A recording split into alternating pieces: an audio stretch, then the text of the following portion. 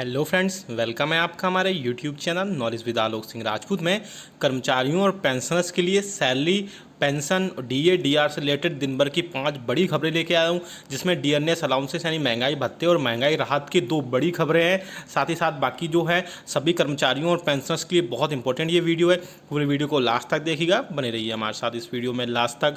और अगर चैनल में पहली बार आए यानी अभी तक आपने हमारे चैनल को सब्सक्राइब नहीं किया है तो चैनल पर इस रेड बटन को प्रेस करके, इस रेड बटन को दबा करके चैनल को सब्सक्राइब कर लीजिएगा। तभी आपके पास हमारी वीडियोस की, और इस बेल आइकन को भी प्रेस कर लीजिएगा, तभी आपके पास हमारी वीडियोस की लेटेस्ट नोटिफिकेशन आ पाएगी और आप हमारी वीडियोस को वॉच कर पाएंगे।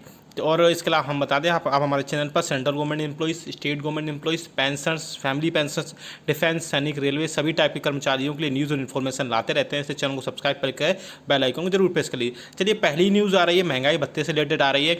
जैसा कि आप सभी को पता है कि ऑनरेबल इलाहाबाद हाई कोर्ट में जो है 16 जुलाई को डीए और डीआर को फ्रीज करने के लिए एक सुनवाई होनी थी उसको, तो उसी के रिगार्डिंग ये न्यूज़ आ रही है। आप देख सकते हैं, पहले ये न्यूज़ देख लीजिए। बेसिकली थी क्या, कर्मचारियों को भत्ता रोकने पर केंद्र व प्रदेश सरकार से जवाब मांगा गया था, तो जिसकी सुनवाई 16 जुलाई को होनी थी, तो 16 जुलाई को किन्हीं कारणों से नहीं हो पाई थी। तो अब जो नेक्स्ट हियरिंग आई है, आप देख सकते हैं, अब आपको बताएंगे उसका ऑफिशियल नोटिफिकेशन भी अब 22 जुलाई को होगी। फिर भी आप थोड़ा सा देख सकते हैं, इसमें इलाहाबाद हाई कोर्ट ने कर्मचारियों का महंगाई भत्ता व महंगाई राहत रोकने के फैसले के खिलाफ दाखिल याचिका पर केंद्र व प्रदेश सरकार से जवाब तलब किया है।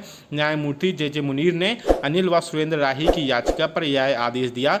याचिका पर अगली सुनवाई 16 जुलाई की होगी। याची अधिवक्ता ने उत्तर प्रदेश के मुख्य सचिव द्वारा 24 अप्रैल 2020 को जारी किए गए आदेश को गैरकानूनी व असंवैधानिक बताते हुए चुनौती दी है। उस आदेश में सभी कर्मचारियों व पेंशन भोगियों को दिया जाने वाला महंगाई भत्ता व महंगाई राहत पर जनवरी 2020 से जून 2021 तक जो रोक लगाई गई है।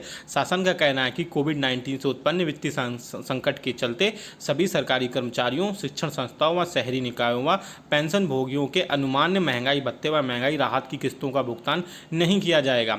याची अधिवक्ता ने कहा कि इस भुगतान को रोकने का अधिकार सिर्फ संविधान के अनुच्छेद 360 के तहत राष्ट्रपति में निहित है, जो कि वित्तीय आपातकाल लगाकर यह आदेश पारित कर सकते हैं। केंद्र सरकार द्वारा 11 मार्च को नोटिफाइड डिजास्टर यानी अधिसूचना आपदा घोषित की गई थी। तो आपने डिटेल में जान ली कि क्या हुआ था। बेसिकली 16 जुलाई की उसकी हियरिंग भी होनी थी, लेकिन किन्हीं कारणों से हियरिंग नहीं हो पाई। आप देख सकते हैं, ये उसका ऑफिशियल नोटिफिकेशन था जो है रिट दायर की गई थी, जिसकी आप देख सकते हैं यहाँ पर लिखा है कि 16 जुलाई को होनी थी।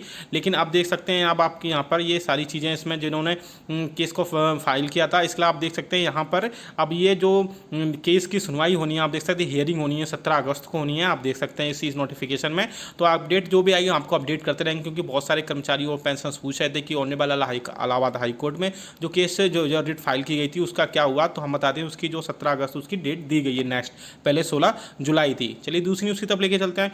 दूसरी न्यूज़ जो आ रही है, सभी मिनिस्ट्री ऑफ रेलवे के रेलवे मंत्रालय की तरफ से यानी रेलवे बोर्ड की तरफ से 28 जुलाई 2020 को सभी जीएम, प्रिंसिपल फाइनेंस एडवाइजर और जोनल रेलवे और प्रोडक्शन यूनिट को जारी किया गया नोटिफिकेशन है, जहां पर इस टाइम पे यानी जब तक जुलाई 2020 तक जब तक ये पैंडेमिक चल रही है, तब तक जो है इनके इस बीच में, इस ड्यूरेशन में, इस स्पैन में जो कर्मचारी रिटायर होंगे, यानी जो कर्मचारी अब अपने कर्मचारी से पेंशनर्स की तरफ बढ़ेंगे, उन कर्मचारियों को कैसे पेंशन दी जाएगी या उनकी ग्रेच्युटी सरकार कैसे जो है काउंट करेगी, उसी के बेसिस पर डीओपीटी ने भी नोटिफिकेशन निकाला था। अब उसी के बेसिस पे अब जो है रेलवे बोर्ड ने ये लेटर जारी किया कि अब उन सब कर्मचारियों को प्रोविजनल पेंशन और प्रोविजनल ग्रेच्युटी सरकार प्रोवाइड कराएगी अगले 6 महीने तक, अगले 1 साल तक। तो आप देख सकते हैं यहाँ पर बिल्कुल क्लियर लिखा हुआ है, para 3F of the proforma of the section of provisional pension and provisional gratuity will also include the provision of Rule 6(8) of the Railway Service Pension Rules 1993 in the cases of railway servants who have been allotted railway quarters and are in the occupation of that at the time of retirement। बाकी आप subject में भी देख सकते हैं, subject में आप देख सकते हैं provisional release of retirement benefits as per rule 91 of railway services pension rules 1993। तो आप देख सकते हैं कि जो कर्मचारी इस बीच में रिटायर होंगे, उन सब कर्मचारियों को जो है अब प्रोविजनल पेंशन और प्रोविजनल ग्रेच्युटी सरकार प्रोवाइड कराएगी। चलिए नेक्स्ट न्यूज़ की तरफ लेके चलते हैं। नेक्स्ट न्यूज़ जो आ रही है वो भी सभी कर्मचारियों के लिए, सभी पेंशनर्स के लिए आ रही है। ऐसे पेंशनर्स जो 2006 के पहले रिटायर हो गए थे और 2006 के पहले यानी कि 5th CPC में रिटायर हो गए थे और जिनका बेसिक जो है 6500 से लेकर 10,000 10,500 तक था, उन सब की जो पेंशन है उसमें रिवीजन किया जाएगा। और ये नोटिफिकेशन आप देख सकते हैं मिनिस्ट्री ऑफ कम्युनिकेशन के डिपार्टमेंट ऑफ पोस्ट के पेंशन सेक्शन से 30 जुलाई 2020 को जारी किया गया था। तो बेसिकली ये था कि उनको जितना 4200 ग्रेड पर उनको लिया गया था, आप देख सकते हैं उन्हीं का टेबल नंबर 25 है। तो उनको जो आप देख सकते हैं कि 6500 से लेकर 10,500 तक का उनका जो बेसिक था, और 6 CPC में उनका जो ग्रेड पे 4200 रखा गया था, वो एक्चुअली 4600 होना चाहिए था, लेकिन किसी रीजन से 4200 रखा गया था। तो सरकार ने जो है उन्हीं की पेंशन को अब रिवाइज़ किया है। रिवाइज़ करने से उनका जो ग्रेड पे होगा अब वापस से 46 हो जाएगा। तो उसमें काफ़ी हद तक जो है कर्मचारियों को पेंशन जो होगी उसमें रिवीजन किया जाएगा। मैं एक चीज़ बता दूँ फिर से इसमें कि ये सिर्फ जो है उन कर्मचारियों के लिए है जो 2006 से पहले रिटायर हो गए थे 5वें वेतन आयोग में, और उनका बेसिक पे उस टाइम पे पेंशनर्स का बेसिक पे 6500 से लेकर 10,500 था। ये सिर्फ उन्हीं पेंशनर्स के लिए पेंशन रिवीजन किया जाएगा। चलिए नेक्स्ट न्यूज़ सब लेके चलते हैं।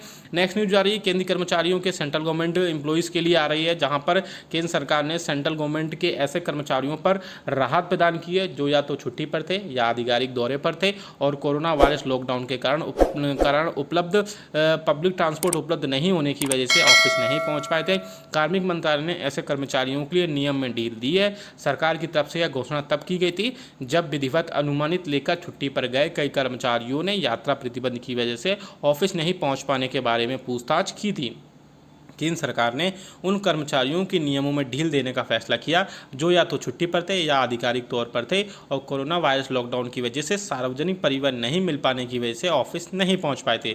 कार्मिक मंत्रालय यानी DOPT ने केंद्र सरकार के सभी विभागों को इस मुद्दे पर प्रश्नों के स्पष्टीकरण का उल्लेख करते हुए एक निर्देश जारी किया है। इस निर्देश के साथ ही उन्होंने यह भी कहा कि उन्हें मंत्रालय के अधीन जो DOPT है कार्मिक और प्रशिक्षण विभाग के लिए आवश्यक संदर्भ से बचना चाहिए। आगे आप देख सकते हैं इसमें क्लेरिफिकेशन में बोला गया है, इसमें कहा गया है कि जो कर्मचारी आधिकारिक दौरे पर थे और सार्वजनिक परिवहन उपलब्ध नहीं रहने के कारण कार्यालय नहीं आ पाए और उन्होंने इसकी सूचना कार्यालय को तो दी थी, तो ऐसी स्थिति में मान लिया जाए कि जब उनका दौरा खत्म होने के अंतिम दिन वो ड्यूटी पर लौट आए थे। देश में 25 मार्च से राष्ट्रव्यापी लॉकडाउन के कारण पहले से ही छुट्टी पर जाने वाले सरकारी कर्मचारियों के मामले में यही प्रावधान लागू होगा। इसमें कहा गया है कि यदि चिकित्सा आधार पर छुट्टी ली गई थी तो मेडिकल या फिटनेस सर्टिफिकेट पेश करना होगा। ऐसे कर्मचारियों को, ऐसे सरकारी कर्मचारी जो लॉकडाउन के पहले 21 मार्च शुक्रवार को मुख्यालय से निकल गए थे और सार्वजनिक परिवहन नहीं हो रहने के कारण 23 मार्च को नहीं लौट पाए थे, तो उन कार्यालयों को सूचित कर देने की स्थिति में ही माना जाएगा कि वे 23 मार्च को ड्यूटी पर थे। अब चलिए इसका नोटिफिकेशन दिखा देते हैं। आप देख सकते हैं ये DOPT की तरफ से जारी किया गया था 28 जुलाई को ऑफिस मेमोरेंडम, जहां पर आप जो कर्मचारियों को उस टाइम एब्सेंस थे लेकिन उनको रेगुलराइजेशन के संबंध में क्लैरिफिकेशन दिए गए थे। आप देख सकते हैं इसमें अलग अलग सिचुएशन दी गई हैं, अलग अलग 3 से 4 सिचुएशन हैं जो कि अलग अलग सर्कमस्टांसेस के बेसिस पर क्लैरिफिकेशन सरकार ने प्रोवाइड कराए हैं। चलिए नेक्स्ट न्यूज़ की तरफ लेके चलते हैं। नेक्स्ट न्यूज़ जो आ रही है आप देख सकते हैं ministry of labour and employment की तरफ से, लेबर ब्यूरो की तरफ से, आपको पता है हर वर्किंग डे की लास्ट डे को जो है एक लेबर रिपोर्ट प्रेस की जाती है जिसे बोला जाता है कि all India consumer price index, जिसके बेसिस पर आपका जो है DA और DR यानी DNS अलाउंसेस और DNS रिलीफ सरकार जो है प्रोवाइड कराती है। उसी के बेसिस पर जो है उसमें डेटा होता है, उसी के बेसिस पर प्रोवाइड कराती है। तो आप देख सकते हैं ये जारी की गई थी 30-31 जुलाई को। तो जुलाई 2020 को, अगर जैसे कि आप सभी को पता है कि इस टाइम पर सरकार ने जुलाई 2021 तक DA और DR को फ्रीज कर रखा है।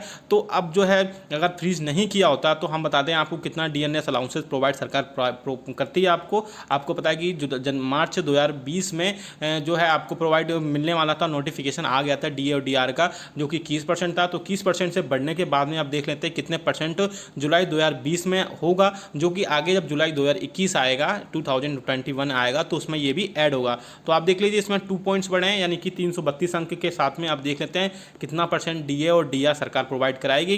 तो आप देख लेते हैं मई में 330 अंक थे तो उसके बेसिस पे 24.42 था, और जून में आप देख सकते हैं 2020 में 332 अंक के साथ में 24.93 होगा। तो आप देख सकते हैं इसमें कि 24% सरकार जो है आपको DNS अलाउंसेस जुलाई 2020 में प्रोवाइड कराती। हालांकि ये आगे भी ऐड होगा, ऐसी बात नहीं है, 24 के बाद जब भी ऐड होगा इसमें हम आपको अपडेट करते रहेंगे। आप फिर भी देख लीजिए expected DA from July 2020 as per input of all India consumer price index 24%। तो 24% के हिसाब से आपको सरकार डीए और डीआर प्रोवाइड कराएगी। तो इस वीडियो में डीए की दो न्यूज़ बताई, एक तो मैंने ये बताई कि जुलाई 2020 में आपको कितने % सरकार डीए और डीआर प्रोवाइड कराएगी। दूसरी न्यूज़ ये थी कि आपको जो ऑनरेबल इलाहाबाद हाईकोर्ट में जो हियरिंग होनी थी, जो 16 जुलाई की होनी थी, उसको जो है पोस्टपोन करके अब जो है 17 अगस्त को अब उसकी हेयरिंग होगी। जो भी अपडेट आता रहेगा बाकी चीज़ों से लेके हम आपको अपडेट करते रहेंगे। इस वीडियो में हमने पेंशनर्स हो, चाहे फैमिली पेंशनर्स हो, चाहे केंद्रीय कर्मचारी हो, सभी कर्मचारियों और पेंशनर्स के लिए न्यूज़ इसमें हमने शामिल करने की कोशिश की थी। तो वीडियो अच्छा लगा लाइक तो करिएगा, इसको शेयर जरूर सभी के साथ करिएगा। ऐसी न्यूज़ और अपडेट्स के लिए आप हमारे चैनल को सब्सक्राइब भी कर लीजिएगा। मिलते हैं आपको नेक्स्ट वीडियो में। Thank you so much.